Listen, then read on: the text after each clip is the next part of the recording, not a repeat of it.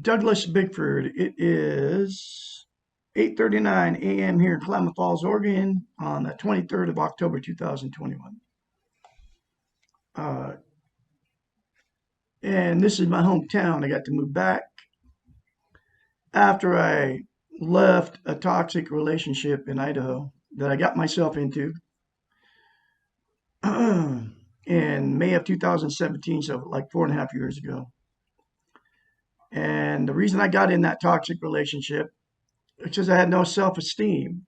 And the reason I had no self-esteem was because I got emotionally, sexually, and physically abused as a child by my mother and father. And what that does to you as a child, when that happens to you, it takes away your self-esteem. Self-esteem is also known as self-love, self-confidence, self-worth. And the thing about having no self-esteem, I had it didn't have it up to 65 years, my whole life, basically, up until about uh, February of 2021 is when I started attaining self-esteem because of a book written by a doctor of psychology. Her name's Susanna McMahon, uh, the portable therapist. And in this book is just one of the concepts in this book. I call it mirror therapy. Uh, she was a therapist and a counselor for many years. She knows the brain. Okay, that's why she went to school between probably 10 and 12 years to get her doctorate in psychology. It's called, I call it mirror therapy. Look at yourself in the mirror. This will give you self-esteem on steroids, self-love, self-confidence, self-worth. Look in yourself in the mirror, say, I love you, say, I love my inner child. I'm going to nurture and take care of my inner child. I acknowledge that my inner child exists. I'm worthy to be loved, worthy to love.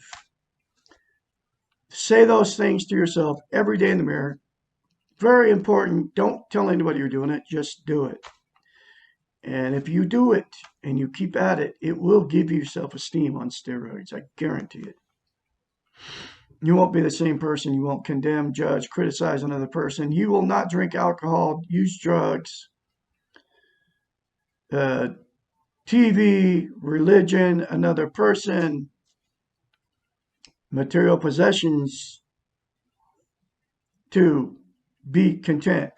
Because here's the thing about self-esteem. You cannot love without it, and you cannot be loved without it, and you can also not be content inside without it. You all know that feeling you get up when you wake up in the middle of the night, whether you're married or not, or whether you got a partner sleeping with you or not. You feel that loneliness. That is called you don't have content. You don't have self-esteem. You're not content inside. That will cure you of that feeling you feel early in the morning. You won't have to get up and put on a pot of coffee and smoke a cigarette anymore if you attain self-esteem and exactly what it'll give you. You won't want to, because the first thing you do when you get up in the morning, instead of criticizing yourself and saying bad things about yourself in the mirror, you look at yourself and say, I love you. I'm worthy to be loved. I'm going to nurture and acknowledge that my inner child exists. I'm going to nurture and take care of my inner child from now on. And say I'm worthy to be loved, worthy to love. Then, in every video down below is a link in the description of the video to get the portable therapist. It's very cheap.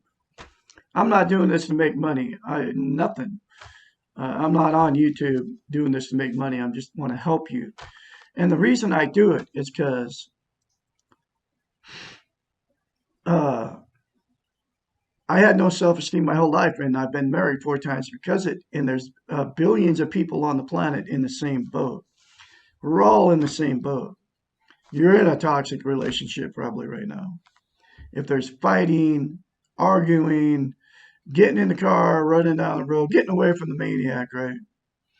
If there's cheating on each other, the flirting that goes on, when your husband or wife goes out, if they're flirting with somebody right in front of you, you're in a toxic relationship. And it will cure you of being in toxic relationships. And if you're in one and you start going, saying that stuff to yourself in the mirror, get the book, read it, uh, and do the other concepts in the book, and it will change you from the inside out, guaranteed. Okay, it happened to me. You'll notice it when you start going around people, uh, you know, anywhere you go. You're going to feel a difference in you if you do that. And if you do those three things to yourself in the mirror every day, and don't tell anybody you're doing it, folks, it sounds crazy. Okay. I've been doing it for 11 months, almost, yeah, 11 months.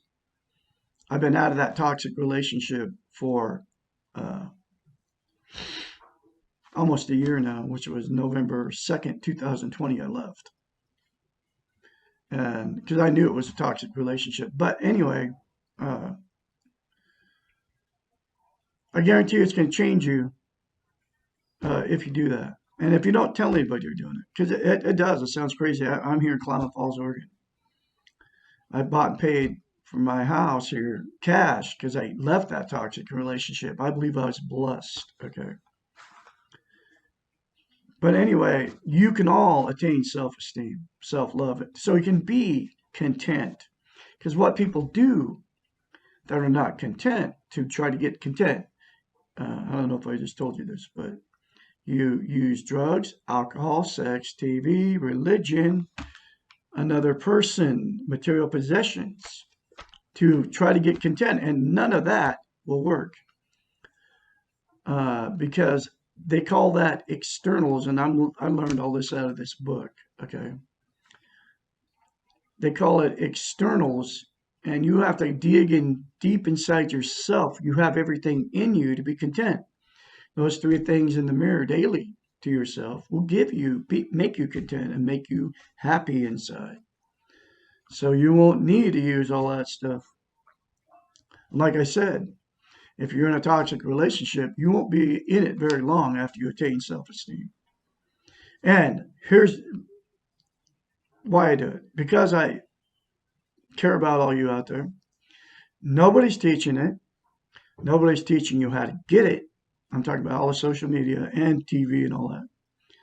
And nobody's telling you how simple it is. That's why I'm here. And I'm going to keep doing this. The rest of my life, I'm going to keep going through this book because it's that important. You cannot, like I said, you can't be content without it, and you can't love and be loved without it. So what you get yourself into, like I did, 4 marriages, somebody that doesn't love you because they don't love themselves. And you don't really love them either because you can't love either without self-esteem. But once you get a self-esteem, you'll be attracted, and people that have self-esteem will be attracted to you. If there's anybody out there like that. That has self-esteem, but I believe the population, and I believe it's been taken away from us on purpose. Okay. But I'm going through the book, The Portable Therapist, one chapter at a time. And I can be your mentor. I've been through the change. I have attained self-esteem on steroids now because of mirror therapy. The three things in the mirror to myself every day without fail. And I don't tell anybody I do it. I don't tell anybody what I do on YouTube here. I don't drink coffee anymore. I drink hot chocolate because caffeine is a stimulant, folks. It's classified as a stimulant. And if you don't believe me that you're not addicted to it, stop cold turkey and see how your body reacts. Just like I've done meth, okay? It's almost as bad. The withdrawals off of caffeine are just as bad as withdrawals off of meth because they're both classified as stimulants. Google it. Coffee is stimulant. You'll see it right there. It is classified as a stimulant. And it's classified as a drug, just like meth, just like pot, all of it. So anyway, I don't drink coffee anymore. I don't smoke either. I've never smoked. But people are masking their pain with those two things too, and those are also externals, and they don't work. Okay, to make you content inside. That's why you have to light up another cigarette, or you have to drink another cup of coffee. Then at night, when you get home, and here's how the TV does it: 24/7. Okay, at night when you get home, you drink more. Then you drink alcohol because you drank coffee all day, and which is a stimulant. So then you have to reverse it so you can go to sleep at night. Okay? That tells you there's a problem. But anyway, here's how they get us with the TV. Just the TV and the radios. 5 a.m., 24/7, 7 days a week. Here it comes. You know, the news, 5 a.m., all the way up to 11 a.m. Then you jump in your car, turn on your radio, then you hear more clips of whatever the news is in your radio.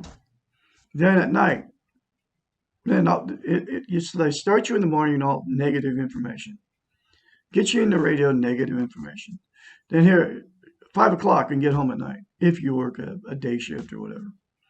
5 p.m. to 11 p.m. Negative into your subconscious. Then you start that process over every day, all over. Same thing. Now you can do yourself a huge favor. Do not turn on your TV and feed yourself positive information all day long. Don't be around discouraging people, and TV is discouraging. Makes you want to be like all the rich people, right? Makes you want to be like the Sean Hannitys, the Rachel Maddows, the Wolf Blitzers, Tucker Carlson. Okay. And if you're a conspiracy person, it's like Alex Jones, David Icke. Okay. All those people. There's millions of TV personalities on both sides of the spectrum out there. But anyway, that's how they get us just with the television. And then YouTube's all involved in the conspiracy stuff, right? Now YouTube's all involved in all the regular TV too. It's the same thing as television. Facebook too, same thing. You never see any reality on Facebook. Everybody's always, woo, hunky dory, good looking, having fun. You never see the bad on Facebook or YouTube. Or, the religions tell us that there's a hell and all that stuff. That you're going there if you don't believe like that. But that's a whole nother. That's how they get us with religion. That's one of the things people use to mask their pain. My sister does it. She's a Jehovah's Witness. Her life is in shambles. And she runs to that religion to make herself feel better. Okay. But none of that works. Okay. Only the 3 things in the mirror to yourself work. Get in the book, Portable Therapist, and it'll fix your messed up life. Guarantee it. Very cheap. You can afford the book. Between $5 and $15. Anyway, I can be your mentor when you start going through the change. I don't know if I already told you my phone number, 458-232-5238. Here's the next chapter. Chapter 80. When do I know it's time to leave a relationship? And this is a very important chapter. Actually, they're all important. The word dysfunction, when used in relationship context, literally means that the relationship is not working, not functioning in a healthy manner. There are large degrees of difference among dysfunctional relationships. Sometimes a relationship that is stale or boring may feel dysfunctional. External stressors can also feel dysfunctional when they create unusual, unfamiliar patterns of behavior. Almost all relationships go through periods of being less functional than usual. These normal patterns in most relationships need to be contrasted with the severely dysfunctional relationships. And I was in a dysfunctional, actually, every marriage I've been in has been dysfunctional, but my last one was of 3.5 years. It's very dysfunctional. The latter are ones which involve abuse, addiction, physical or emotional destructiveness, or harm to involved members. There's billions of people in these type of relationships right now on the planet. Okay. And you all know, you know, once you see me, you'll be able to relate to what I'm saying. When the potential for abuse or serious harm is high, the victim needs to leave the relationship as quickly as possible. I left this last relationship because this woman killed 2 of my cats, and I allowed her to do it because I had no self-esteem. She threatened to kill a third cat on November 2nd, 2020. So I left. I had to leave her. I was not going to let her kill another third cat. I had no idea what was going on. All I know is I had to leave her and to get away from her so she didn't kill my cat. Latter are the ones which involve, wait. We cannot take care of ourselves emotionally until we have assured of our physical safety. We cannot work on change and growth when our energies are being sucked out of us with basic survival needs. We have the right, and we owe it to ourselves, to put ourselves in safe environments if we have the slightest possibility of doing so. We do not have to choose to stay in a victim role if there's any way out. I left everything I owned when I left. But I had a 87 Dodge van and an 87 Prowler trailer. And those 2 things and a few clothes, and I grabbed my cats and I hit the door. Emotional safety is as important. She physically, emotionally, and sexually abused me for 3.5 years, this woman. And you would have never known it outside looking in. But I lived through this and I witnessed it. And that's how there's a lot of you, a huge portion of you going through the same thing right now on the planet. Billions of people. You cannot function at your best of your ability if you're being emotionally abused. Wow. If you're involved with someone emotionally destructive to you, stop trying to change him or her and leave. And that's exactly what I did. I left her. If you're living with an alcoholic, she was an alcoholic, or an addict, she was a codependent, okay, who expresses no interest in working on changing, you are better off leaving this person with their addiction rather than trying to deal with it. I'll say it again. Billions of you are in this right now. It's sad. Remember, the addict's first concern is toward what he or she is addicted to, man. She was addicted to wine, and she couldn't put it down. I kid you not. I couldn't afford to buy this stuff. A month prior to me leaving, I quit drinking. And then she had a drug addicted, abusive brother living on our property. The whole time we were together, with the exception of about 5 months. He was abusing her. You know, they would drink and they would fight. I was drinking with them, then we'd all fight. Then her 150-pound overweight mother moved in. I figured out where all the problem came from. It came from her mother. She had abused these people. They're as children. Okay. So I left her, but I knew none of this. All I knew is she was going to kill my cat. That was it.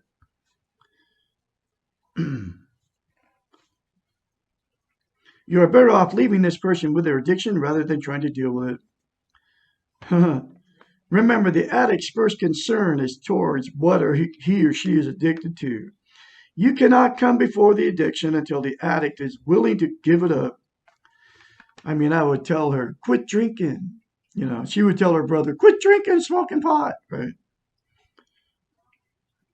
Remember, the success of an intervention process, tough love, with a dysfunctional family always involves the fact that the addict must choose between the addiction and the partner or the family members.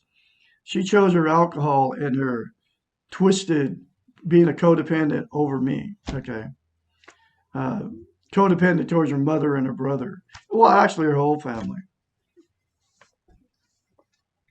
The addict cannot have both at the same time. No matter how painful the leaving may be, man, and it's been painful. It's almost been a year. Okay. I am not the same person I was a year ago when I walked out the door almost a year ago. No matter how painful it may be, in the long run, there will be less pain than staying in a hopeless situation.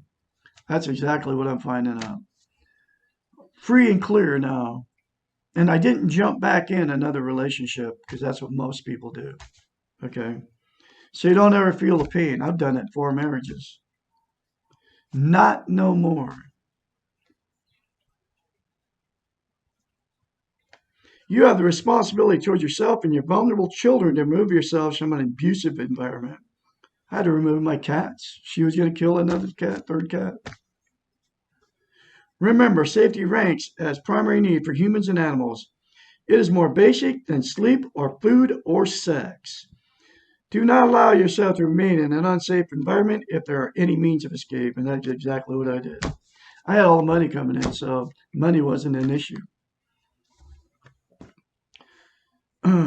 You do not deserve to be in danger, or your children, or your cats. Because what abusive people no self-esteem do to harm you, your children, or your animals. This one was going to kill a third cat. She'd already killed two. What about other relationships? The ones where there is no danger, but they're not functioning well. What about being bored or unhappy with the relationship? How do you know if and when to leave these cases? A good rule here is to make no quick or rash decisions. Take some time and get some help. Think about the things that you feel are missing from a relationship and work on the ones you can take care of by yourself. If you lack self-esteem, you may be placing unreasonable demands upon your partner in the relationship. If you have illusions and unrealistic expectations about what the relationship can do for you, you need to focus on these things and change them. So these are the ones where, you're bored or whatever with your partner. You can spice up the sex life or whatever. You don't have to leave those kind of relationships. Do not leave a relationship because you're bored or unhappy without trying to change yourself. No relationship can always make you happy or stimulated. No relationship can do for you what you're not willing to do for yourself first. If you do leave and do not work on this is so big. If you do leave, which I did, and do not work on your self-esteem, you will just take all the garbage with you and will cause rot in your succeeding relationships. I didn't do it, okay? I won't be in a relationship unless it's a healthy one. I have self-esteem now because of mirror therapy, what I just told you. Remember that self-esteem is not a relationship issue, but an individual decision. So you have the decision to make, folks. Say those 3 things to yourself in the mirror daily. Don't tell anybody. And get the book, The Portable Therapist. Read it in the link in the description of every video. Do it, folks. You have that decision. You can make that choice and do it today. Because you can choose to love yourself or not love yourself. You learn and practice self-esteem for yourself before you practice social interest. Social interest is relationships with others. So you have to have self-esteem before you can get in a healthy relationship. You can't love or be loved. That's what all social interest is, having relationships with other people. And most, if not all people, we're being taught that you have to love somebody before you ever love yourself, and it doesn't work.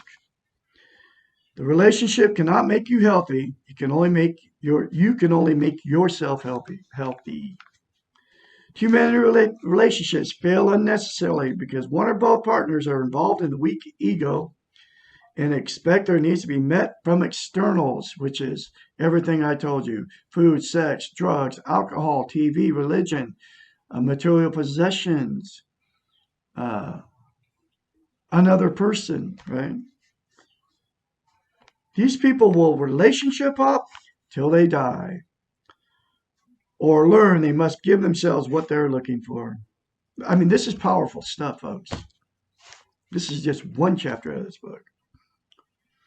Then there are those who stay in unhealthy relationships far too long. You all know what I'm talking about. Your parents, your grandparents. You watch the abuse going on, the physical, emotional, sexual abuse going on, and they stay together, okay? These are usually codependents who are caught up in I can change the other cycle. These people do not identify themselves as the problem, but become consumed with the other. They need to be needed, to people please, to caretake. Again, they're looking for something outside of themselves to change. The 50 years of your parents, your grandparents, and you know they weren't happy together. They refused to change. And just like she just said, they're doing all those things. Remember, you cannot control anything outside of yourself, and you cannot change anyone but yourself. You cannot learn and practice self-esteem in the relationship. If you cannot learn and practice self-esteem in the relationship, leave the relationship. If I would have got this book, hold this book, I would end up leaving her anyway. Okay. And read this while I was married to her for that 3.5 years. I would have left her because she would not have changed. I guarantee it. I would have left way before if I would have got this book, but it wasn't meant to be that way. I believe everything happens for reasons.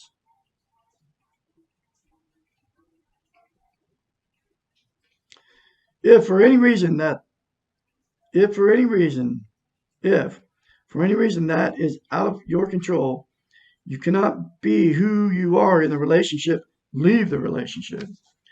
Try to leave without blame and recognize your part in the sick cycle and take care of yourself. That's exactly what I've done. I let go in love to all these, her, actually all my past relationships, my 4 marriages, because I had a part in it because I didn't have any self-esteem. I had no idea I didn't have any self-esteem.